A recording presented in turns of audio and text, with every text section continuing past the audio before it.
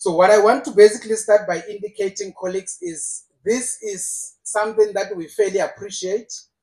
This is something that had actually been almost in processing. I remember in 2023, just 2 weeks after the establishment of the Border Management Authority on the 1st of April 2023, I had a conversation with Advocate Mutibi on the basis that we needed to also have some kind of a forum for the purposes of looking at the border environment, but also looking at the broader issues of immigration.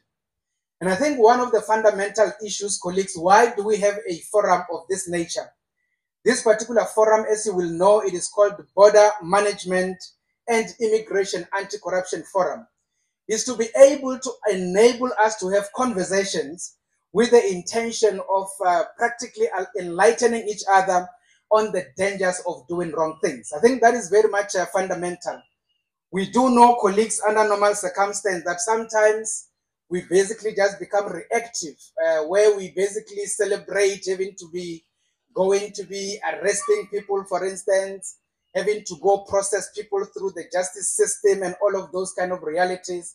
But sometimes some people might end up doing wrong things, but not necessarily appreciating or understanding the implications of what they are doing. So